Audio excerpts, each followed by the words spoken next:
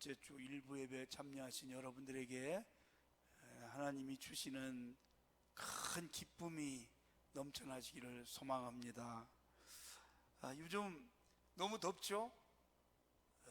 1년 중에서 가장 더운 계절을 지금 보내는 것 같습니다. 30도가 훨씬 넘어서 그냥 움직이면 막 땀이 나고, 저도 하루에 샤워를 3번도 하고 4번도 한 때가 있습니다. 이렇게 어렵고 또 더웠고 어려운 우리가 시기를 보내는데, 날씨가 더운 것만이 아니라 우리 삶에도 좀 많이 어렵죠. 경제적으로 보면 물가가 정말 많이 올랐어요. 그리고 또 금리도 많이 올라서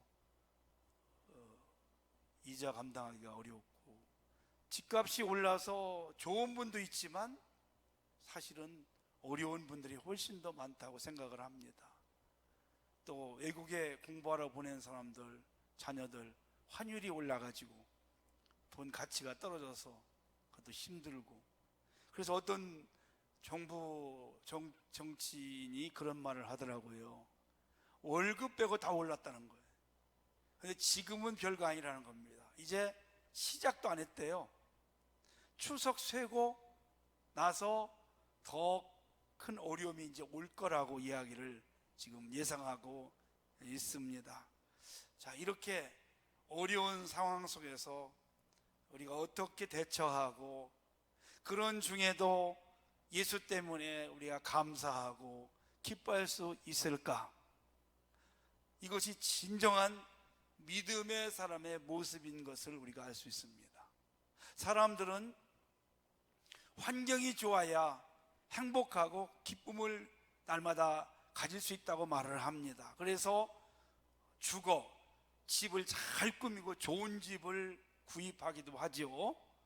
또 자녀들이 잘 되기 위해서 교육 환경을 바꾸어 주기도 합니다. 또 우리가 살아가다 보면 서로 알게 모르게 갈등들이 있는데, 이 갈등이 치유되고 없으면 행복하고 기뻐할 것이다 라고 말을 합니다. 맞습니다.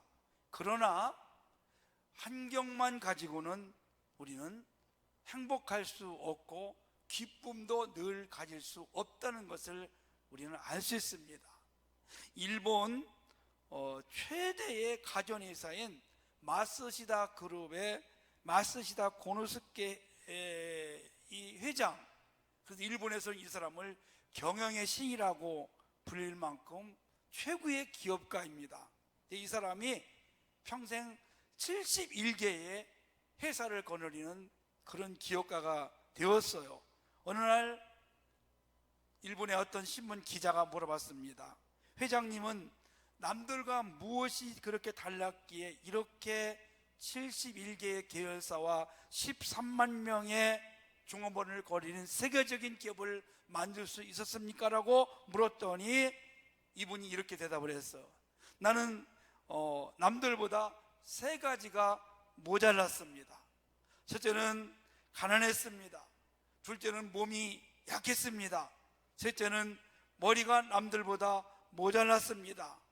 그래서 기자가 도저히 이해가 되지 않는다고 그를 가우뚱하니까 부연 설명을 해줬어요. 그 3가지가 부족한 것, 그것이 하나님의 은혜였습니다. 그 3가지가 충족되고 잘 됐어야 하나님의 은혜라고 하고 감사하고 기뻐해야 맞는 건데, 이분은 3가지가 부족한 것이 하나님의 은혜라고 고백을 하는 것입니다. 그러면서 이분이 이런 얘기를 해요. 가난했기 때문에 어릴 때부터 신문도 팔고 구두도 닦고 열심히 부지런히 일을 했더니 이렇게 내가 오늘 이 자리까지 오게 되었습니다. 몸이 약해서 늘 운동을 하고 건강을 챙겼더니 이 노령에도 불구하고 이렇게 건강합니다. 내가 배운 것이 없어서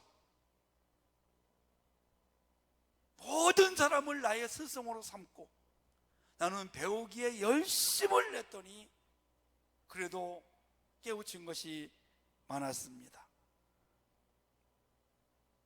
여러분, 환경이 좋아야, 부족함이 없어야 행복할 것 같고 기쁨이 충만할 것 같지만 그렇지 않다는 것을 이분을 통해서 보여주고 있습니다. 행복한 것, 기쁨은 환경보다 내 마음에 있는 줄로 믿습니다. 내면에 있다는 것이죠, 여러분. 좋은 집에서 많은 돈을 가지고 높은 권력을 가진 사람들이라면 다 행복해야 되는데, 최고의 인기를 누리는 연예인이라면 누구보다도 행복하고 기뻐야 할 텐데, 여러분, 이 사람들이 오히려 더 불행한 것을 우리 많이 봅니다. 너무 돈이 많아서 불행한 사람, 죄를 짓고 그런 사람들 있잖아요. 환경이 행복한 거라면 아담과 하와가 최고의 행복자였어요. 여러분, 에덴 동산은요, 환경으로 말하면 지상 낙원이죠. 유토피아입니다. 부족함이 없습니다. 저 강남의 성동구 여기 쪽에 한강뷰가 쫙 보이는 그런 집에하고 비교할 수가 없을 만큼 에덴 동산은 좋은 것이었어요. 그렇죠? 부족함이 없는 것이었어요. 그러면 아담과 하와가 제일 행복해야 되잖아요. 근데 여러분, 죄를 졌어요. 불순종했어요. 하나님의 법을 어겼어요. 쫓겨났어요. 불행한 사람이 됐어요. 그러니까 여러분, 행복은 성적순도 아니고 풍족한 것도 아니고 좋은 환경도 아니고,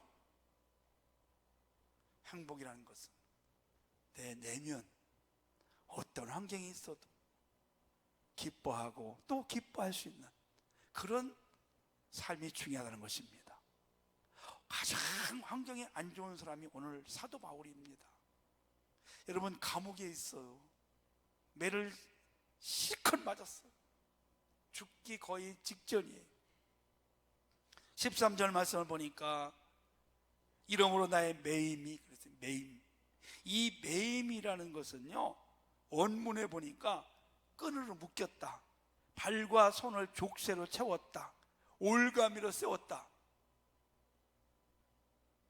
지금 끈으로 묶여 있고 쇠줄로 착고에 채워 있고, 그리고 더 나가서 이 눈을 가리고 있는 거예요. 묶여 있는 상황에서, 캄캄한 감옥에서. 여러분, 여기서 기뻐할 수 있습니까? 행복할 수 있을까요? 아마 입에서 원망과 불평이 더 많이 나왔을 것 같아요. 왜냐하면 빌립보 지역에 전도를 하다가 흉악한 귀신 들린 여인이 있어서 그걸 고쳐줬어요. 여러분, 잘한 거잖아요. 그죠? 그러면 칭찬받고 박수 받아야 되는데 오히려 그 여종을 통해서 점을 치던 주인에 의해 고소를 당하고 매를 맞고 감옥에 있는 겁니다. 이렇게 우리가 고백할 수 있어요. 예수님, 이게 뭡니까? 내가 예수님을 위해서 이렇게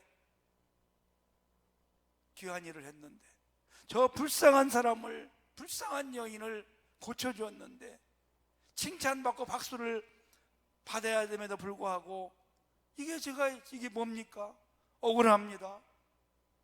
우리 여러분, 요셉도 그렇지 않습니까? 보디발의 집에서 아내가 유혹할 때, 겁탈하려고 할 때 그 죄를 짓지 않으려고 도망쳐 나오다가 옷이 벗겨져서 그 옷이 증거물로 인해 감옥에 가잖아요. 예수 잘 믿으려고 예수 위해서 헌신하다가 억울한 일을 당하고 손해를 보고 지금 불이익을 당해요. 여러분, 그래도 바울처럼 기뻐하고 또 기뻐할 수 있겠습니까? 이게 진정한 기쁨인 줄 믿습니다. 왜 여러분 기뻐할 수 있었어요? 한번 따라서 해볼까요? 주 안에 살기 때문에, 한 번 더, 주님 안에 살기 때문에. 아멘. 감옥에 있었지만 감옥에서도 주님 안에 있었어요, 여러분. 나는 주님 안에 있기 때문에, 나는 주의 자녀이기 때문에 그런 중에도 나는 기뻐할 수 있습니다. 이런 바울의 고백이 좀 있어요. 예수가 없었다면 아마 원망하고 불평하고 죽기 살기로 아마 그랬을 거 아닐까요? 근데 이렇게 내가 매임을 당하고 감옥에 있고 고통을 당하고 정말 재판받고 죽을 수 있는 상황에서도 바울은 기뻐하고 또 기뻐했대요. 왜? 예수 때문에. 예수 안에 있기 때문에. 예수 안에 있는 사람은요 행복한 줄 믿습니다. 연세대학교 명예교수인 김동길 박사가 있어요. 이분이요 박정희 유신 정권 때 데모해가지고 감옥에 갔어요. 독재하지 마라, 인권 유린하지 마라. 그래서 여러 명의 지식인들이, 대학 교수들, 수없이 학생들 감옥 갔어요. 갔는데 여러분, 감옥에서 다른 동료들은 이를 갈면서 두고 보자, 박정희 언젠가는 내가 복수할 거야. 이마 날마다 원망하고 불평하고 이를 갈면서 악을 쓰면서 하루하루를 보내는 거예요. 근데 김동길 교수는 감옥에서 뭐 하는지 아세요? 책을 많이 읽었어요. 하나님이 나의 여기 보낸 것은 공부하라고 그래요. 성경을 펴놓고 성경을 읽고 책을 수없이 읽었어요. 그리고 다 석방이 됐어요. 원망 불평한 사람들은 복수심에 불타가지고 사람들이 망가졌고, 이분은 거기서 있는 동안 수많은 책을 읽고 공부하고 성경을 읽고 하나님을 만나고 은혜를 청하고 그 실력으로 해서 연세대학교의 명교수, 할렐루야, 하나님의 은혜라고 고백했습니다. 여러분, 이게 진짜 주 안에서 주는 기쁨이에요. 우리가 주님 안에 있으면 늘 환경을 떠나서 기뻐할 수 있고 감사할 수 있는 것입니다. 사람들은 이 환경을 보면서 행복과 불행을 나눌 수밖에 없다고 이야기를 합니다. 이스라엘 사람들을 보세요, 성도 여러분. 애굽에서 종살이 했어요. 여러분, 노예 생활은요 소망이 없어요. 그냥 평생 머슴 생활, 종살이 하다가 죽는 겁니다. 자식이 또 종이 돼요. 또 종이 돼요. 자기가 없어요. 주권이 없어요. 사고 파는 거예요. 주인이 밥 주면 밥 먹고, 주인이 갖다 팔면 팔고, 주인이 그냥 죽이면 죽는 거예요. 내 자식 똑같아요. 무슨 소망이 있겠습니까? 하나님의 은혜로 해방이 됐어요. 그렇게 해서 광야를 걸어가는데요, 이 사람들이 그 애굽에서 종살이하고 하나님의 은혜를 잊어버리는 거예요. 물이 없다고 원망하고 불평하고, 먹을 게 없다고 원망하고 불평하고, 힘들다고 원망하고 불평하고, 늘 그때마다 물이 있긴 있는데 또 마라에 가니까 쓴물이라고 불평하라고. 그래서 지도자를 원망하고, 이렇게 40년을 원망하고 불평하고 그래요. 조금만 있으면 영원히 살 젖과 꿀이 흐르는 그 땅, 그걸 약속을 못 믿어요. 더 좋은 것이 있는데도 불구하고 그 잠깐 힘들다고 짜증내고 힘들어하고 불평하고, 그래서 이게 여러분 사람들의 모습입니다. 요즘에 우리가 정말 짜증내고 힘들어하고 불평할 수 있는 그런 상황에 지금 살아가요. 마스크 여러분 얼마나 답답합니까? 더울 때 밖에 안 쓰시는 분도 많지만 하여튼 여기가 입 있는 데가 더워요. 불편하고요. 그래도 마스크 쓰고 있는 것에 감사할 수 있어야 되겠죠. 그래도 야외에서는 벗잖아요 지금. 그래도 3년 만에 풀려서 어제 보니까 저 해수욕장에도 마스크 벗고 다 사람들이 물놀이하고 즐기더라고요. 아니 정말 감사하게도 3년 만에 우리 교회 이번에 성경학교 청소년도 수양회를 해요. 감사하잖아요. 어쩌든지 환경을 보면 감사할 수 없음에도 불구하고 예수님 안에서 그래도 우리 주님의 은혜로 이렇게 되었구나, 이런 감사가 우리에게 필요한 줄로 믿으시기를 바랍니다. 오늘 사도 바울은 감옥에 있으면서 어떤 일이 있었을까요? 바울을 대적한 사람들이 있었어요. 대적한 사람들. 13절 말씀 보니까 형제들아 내가 당한 일이 그랬어요. 당한 일. 이거는 매를 맞고 감옥에 온 것도 있지만 바울을 막 공격하는 사람들이 있어. 바울을 죽이려고 하는, 도전하는 사람들. 이 일로 인해서 오히려 더 진전이 되었다는 겁니다. 그걸로 인해서 더 하나님 나라의 복음이 확장되는 기회를 만들었다는 것입니다. 그래서 우리가 정말 중요한 것이 하나 있습니다. 주를 위해서 우리가 헌신하고 봉사하면, 희생하면 힘들고 어려운 일이 있지만 오히려 그 안에서 기쁨이 있다는 것입니다. 기쁨이 있어요. 열심히 전도를 했어요. 어떤 분이 아파트 15층부터 쫙 하루에만 몇 시간 전도를 했어요. 한 명도 반응이 없어요. 마지막 집에서 문을 두드리니까 사람이 나오면서 어디서 오셨느냐고. 네, 대기원 장로교에서 왔습니다. 어떻게 오셨냐? 예수님 전하러 왔어요. 우리 교회 소개하러 왔어. 예수 믿으세요? 다 그러는 거. 제가 기다리고 있었습니다. 어느 교회를 가야 될지 몰라서 지금 기다리고 있었습니다. 제가 체험자입니다. 제 이야기를 하는 겁니다. 아멘. 그래서 우리 교회 한참 잘 섬기고 봉사하다가 이사를 가셨는데 그런 일이 비일비재하죠. 기쁜 거예요, 여러분. 그동안 땀 흘린 거, 수고한 거, 면박당한 거, 무시당한 거 다 잊어버리고 그냥 기쁨만 남는 거. 기뻐하고 또 기뻐하고 감사하고 또 감사하고. 하나님이 이렇게 하시려고 그렇게 고생을 시키고 힘들게 하셨군요. 그 고생 아닙니다. 그 힘들지 않았습니다. 하나님의 은혜입니다. 감사합니다. 바울 주님 때문에 주를 위해서 생명을 건 사람 아닙니까? 매를 맞고 감옥에 있고 손발이 착고에 채이고 쇠줄에 채이고 그렇게 무시를 당하고 공격을 당해도 바울은 또 기뻐하고 또 기뻐해요. 왜? 그의 고난을 통해서 제자들이, 동력자들이 더 열심히 복음을 전하게 되었고, 여러분 이 일로 인해서 빌립보 감옥에서 어떤 일이 났어요? 그 어려운 중에 신라와 함께 찬송하고 기도하잖아요. 그죠? 밤중에 찬송하고 기도했어요.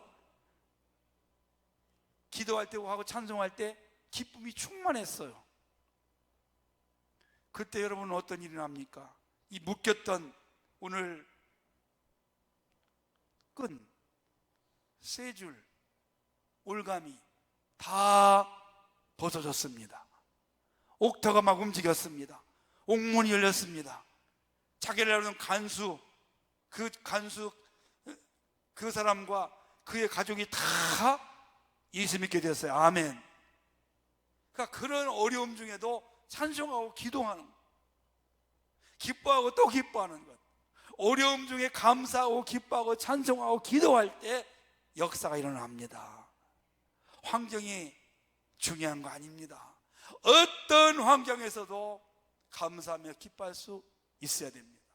내가 손해를 보고, 내가 예수 때문에 손해보고, 내가 예수 때문에 불이익을 당하고, 내가 예수 때문에 핍박을 받고 그럴지라도 감사하고 기뻐하면 하나님이 그것을 바꿔줄 줄로 믿습니다.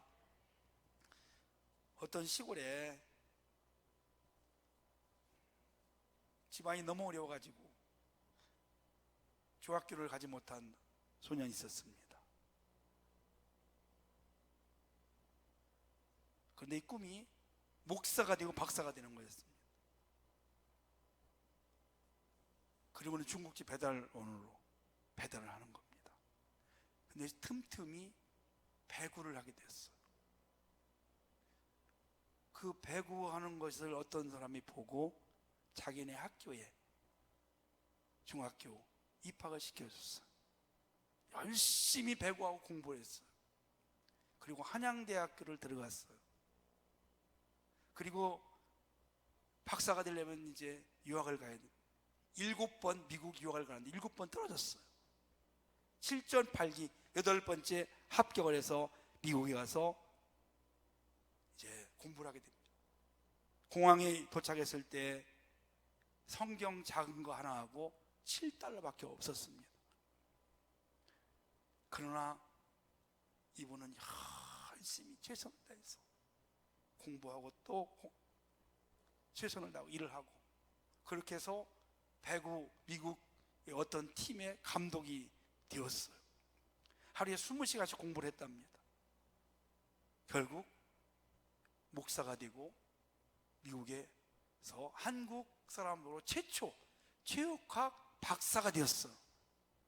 그리고 귀국해서 한양대학교 교수와 체육대학장 대학원장을 역임하고